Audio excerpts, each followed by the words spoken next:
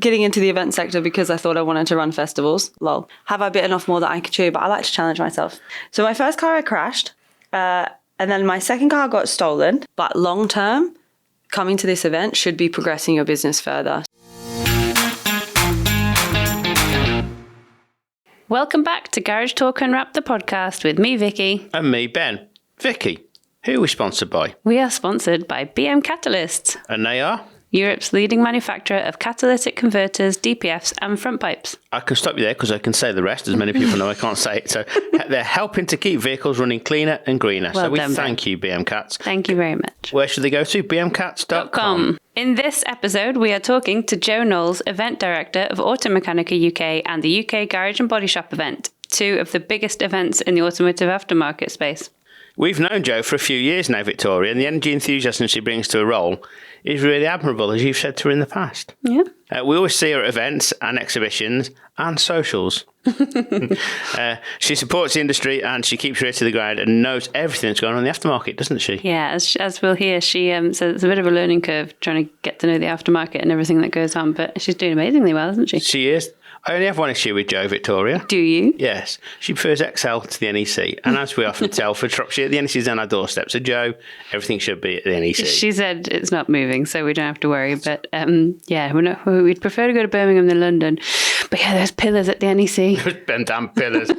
And of course, with UK GBE coming up, we're going to be listening to how Jo's setting up for that show and why you should be there. Yeah, I think it's really helpful to hear what she says about how to plan for attending an exhibition as well. But anyway, let's let Jo tell us. Go on then. Here she is. So today's podcast guest is our Jo. Ah, Jo. DJ Jo Knowles. DJ. So why is she called DJ Jo Knowles, Victoria? Do you want to go into that first? Yeah, because we got Jo on the radio. We had her a few weeks ago, didn't we? But we didn't actually disclose what happened. Well, you've got to keep some back for the podcast. So welcome, by the way, Jo. Thank you. Welcome to the podcast. Thanks. We call you DJ Jo Knowles, as you know, because we went out after the Ben Ball last year with Mark Field and some other lovely people from the press. And it was all very random. I don't know where we went to, and we were out till 4 a.m. But we were trying to convince Mark Field that you should be DJing the after party at this year's IAAF Winter Conference. Yeah, how do you feel? Yep, training started. Have you got all your playlist all set out? Yeah. We don't know how to do it, so. Right, okay, you're the event director for Automechanika UK and the UK Garage and Bodyshop Event, two massive events in the automotive aftermarket and UK's must-go-to shows. Tell us about your background, how you became a director and why you are a director. My background was getting into the event sector because I thought I wanted to run festivals. Yeah. Lol. And yeah, so I don't know, I kind of landed on my feet when I moved to the UK and was able to sort of really grow within the first company, the events company that I worked in the UK. And then obviously progress onto another company that was sort of in between that one and this one. And then step forward into what is now my role, which at the time of taking it, I was like, oh gosh, have I bitten off more than I could chew? But I like to challenge myself. Here we are. You've definitely grown.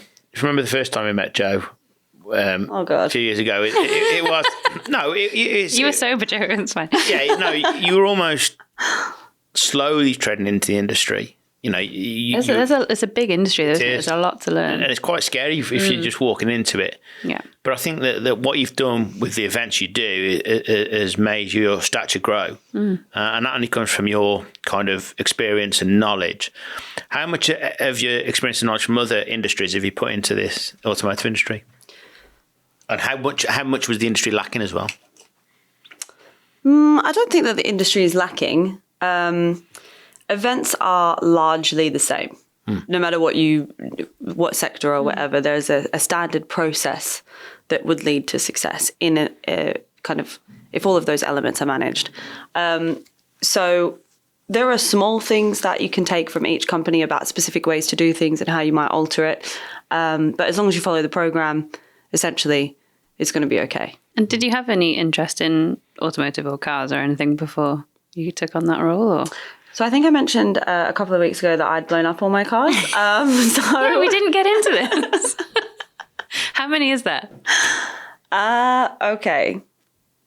So my first car I crashed, and then my second car got stolen. Oh. And then my third car, which my mum helped me pay for, because my car got stolen, Oh, bless you. I blew up the engine. Do you know what happened? No, I don't know. I didn't know that you couldn't put 4 litres of oil in the engine. I thought I was being really good. The engine light came on. I must have been like 20. 3 years ago? Yeah. Been through a lot of cars in 3 years, I'll tell you now. I didn't realise that you couldn't put 4 litres of oil in, and obviously blew the engine up. I didn't want to tell my mum, so I bought a new engine and put it in the car. Oh, my God. And then that one, the radiator cracked. Oh. Is someone keeping count? Because I lost count at 6. Are we on 3? no, so You crashed, stolen, bought but blew up engine. Technically, this is another car. Oh, okay. Because it had to be another car. So 2 engines, 1 car. Mm-hmm. After all of that bad luck, got a brand new one and was like, we're just going to take it in for the regular servicing. We're just going to do all the things. Nothing is going to happen. Because the second engine cracked radiator, engine blew up. And then I moved to the UK and I didn't have a car for an entire 8 years. And when I took this role, I got a car. I had to grab a car as well. Grab a car? Anyway. I like it. We'll go with it. And then I crashed that one, the first one I had. I owned it for like 11 months and I just rolled into a Range Rover in front of me. So that was fun. Oh. At least so they're not like big impact crashes. Yeah. They're okay. Yeah. That It's doesn't still make me feel 6 better. cars though. That's I was trying to put a silver lining on it. Good experience for the industry, though. So, I mean, you can tell why you care about the aftermarket Yeah. is you've used it quite heavily. since getting this car outside that safely made it up here today. Fingers crossed for the journey home. Since getting this car, which I've owned for just over a year, it has had to go back to have some big thing fixed in it. And I have also become a member of one of the garages. I drive an hour to go to her garage because I know her and I trust her. And it seems that there is something going wrong all the time. I don't know. God, you all just these have no luck. sensors coming up in my car. Thank God I'm going to her. Wow. I don't know where to go now. I think that's the podcast over. Sorry. I am exhausted. Love the aftermarket. I'm What funding it. Yeah. I was the next question was, what excites you most about working within the automotive market and aftermarket in the event space? But I'm going to guess it's the fact you can get your car repaired. It's the contacts, It's the yeah, to get contacts, car yeah. Okay, I'm still paying for it. Yeah, but it's the fact that you are being looked after. It's confidence, isn't it, in this industry? Yeah. You need with the garages themselves. All the other events that I've worked in have been really focused on the people that come to the event want to see the content and the exhibitors are a byproduct.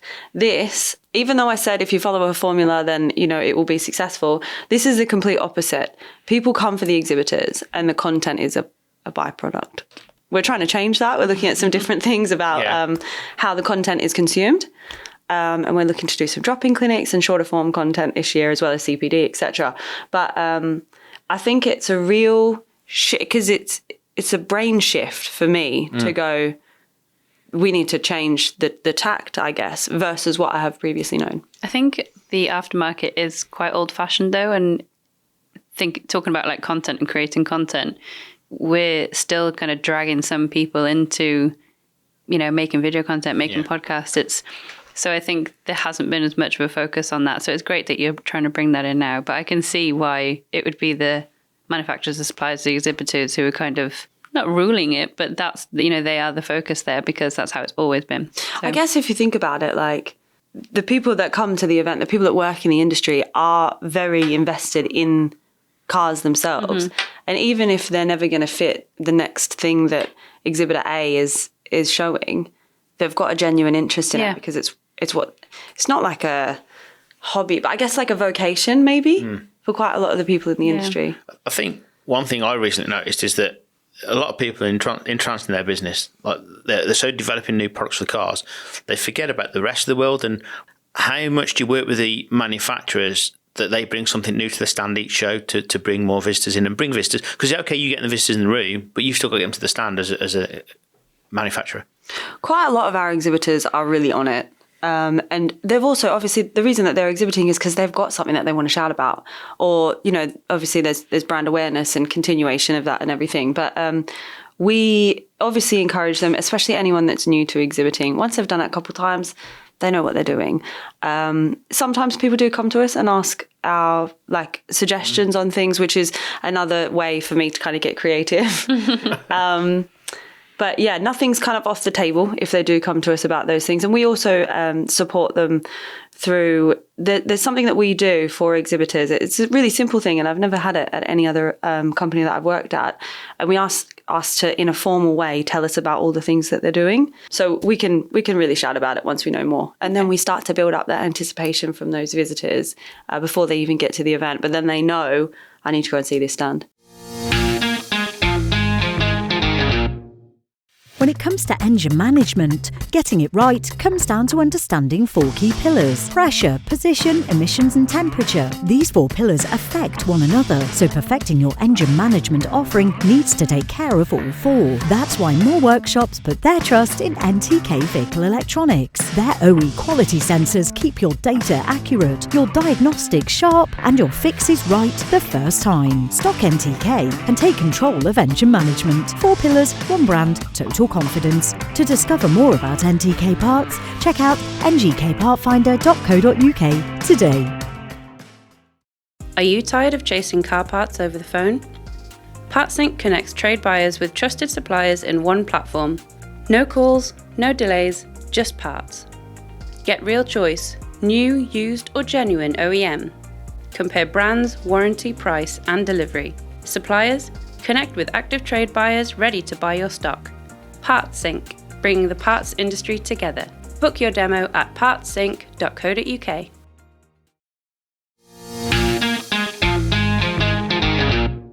For people listening who might be new to the industry, or they're working as a mechanic or a technician and they've never been to Automechanika before, and they should be there, but can you just explain what Automechanika is, and then from that what UK Garage and Bodyshop Event is? Yeah, so Automechanika is the entire spectrum of the automotive industry. So there's one element of it that is the supply chain sector, and that's exhibitors, which are tier 1 and tier 2 manufacturers. The visitors of that are vehicle manufacturers. And then it comes into the aftermarket, which is the entire representation of everything all the way through to obviously parts, diagnostics, etc., all the way through to body shops, detailing, and that sort of accessories end right at the end. So it's the full all-encompassing event.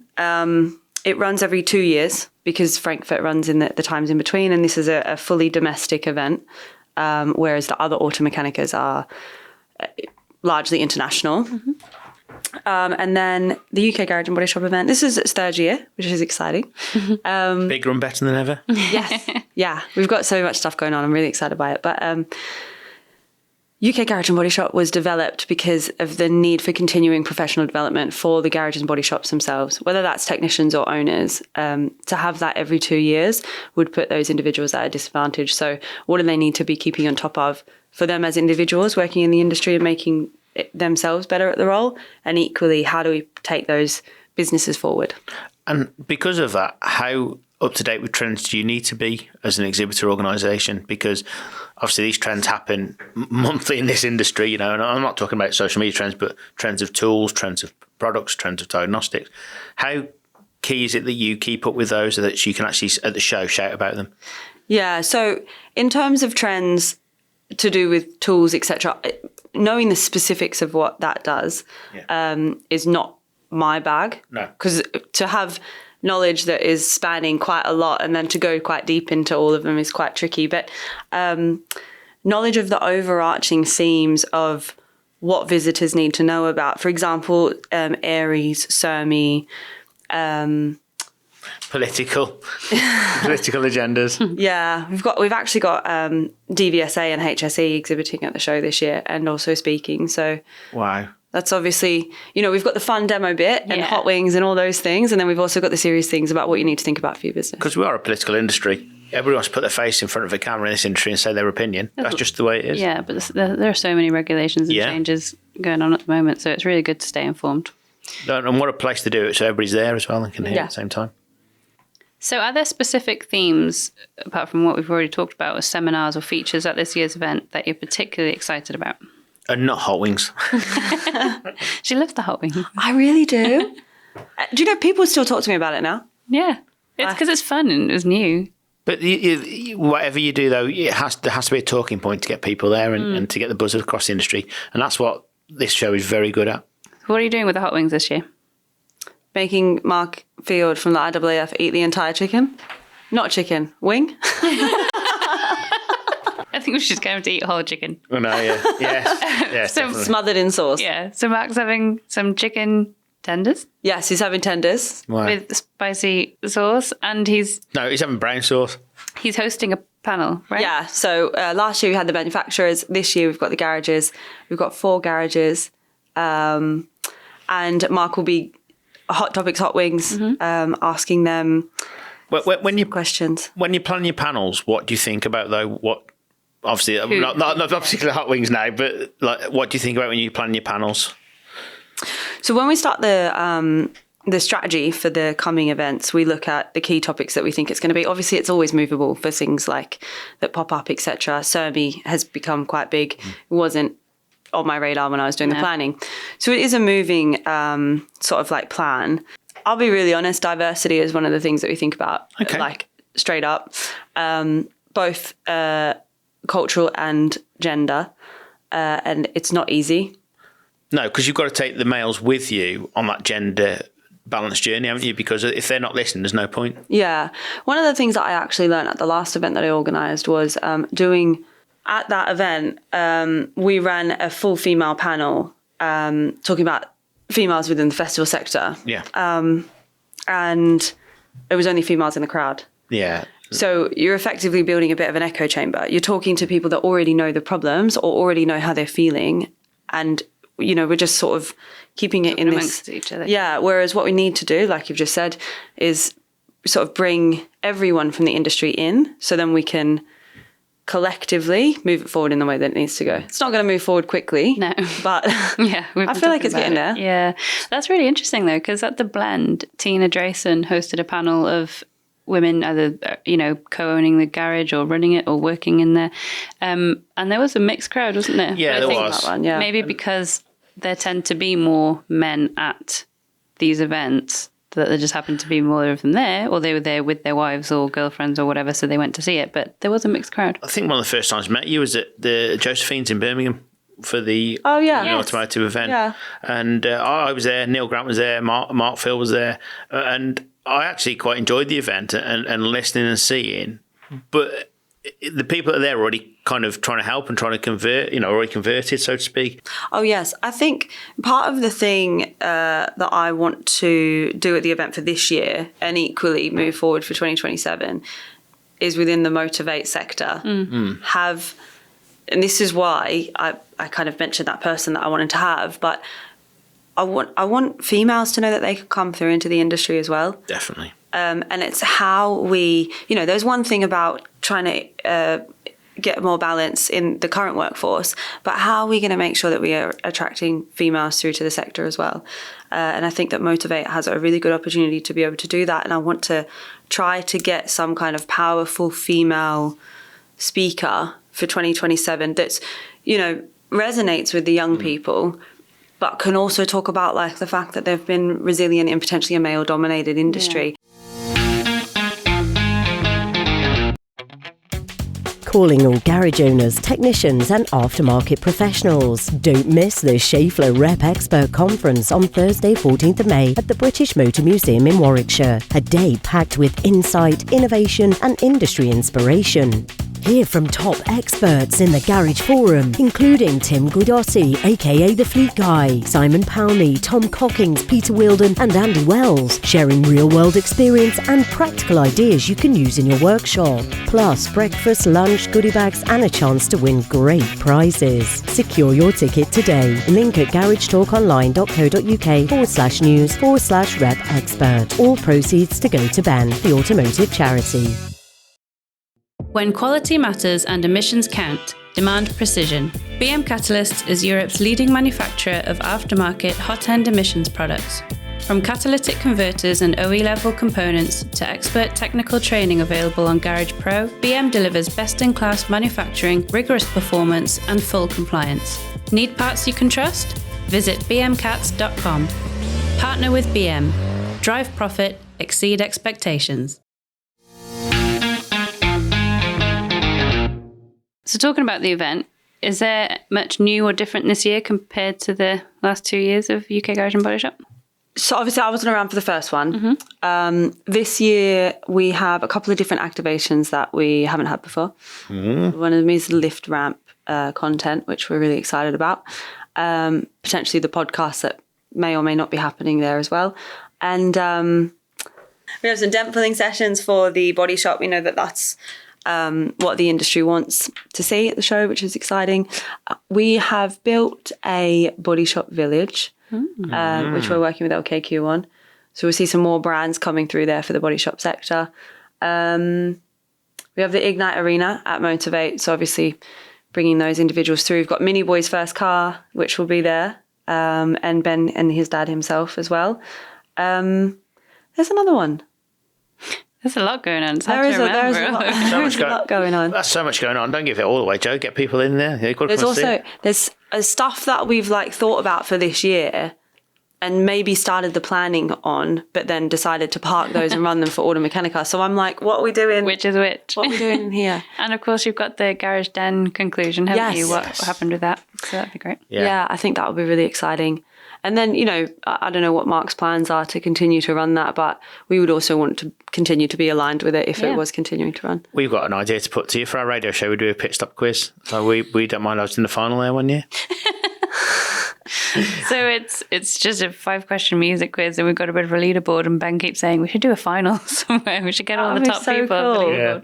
Cheers. We only had 2 that have full marks so far. We'll do it with you later on, Joe, don't we? Yeah. Oh, God. So how much education do you have to put into these shows? Because obviously entertainment's great. What about education? Yeah, so we have 6 theatres actually. so there is quite a lot of education that we put on. Making sure that the information is distributed to the visitors in a way that they want to consume it is our biggest focus right now, which is why we're leaning on the CPD elements and equally looking at sort of like drop-in sessions, which we've not done before. So that would be like 5 different services that you would have for your business. There might be like insurance, payments, whatever. And that person would just be there for the entire session, and you could just go up and ask your individual questions to that person. That's good. So it's not off the ground yet, but that's what we're hoping to do, just to kind of gauge as well what the buy-in's like for that.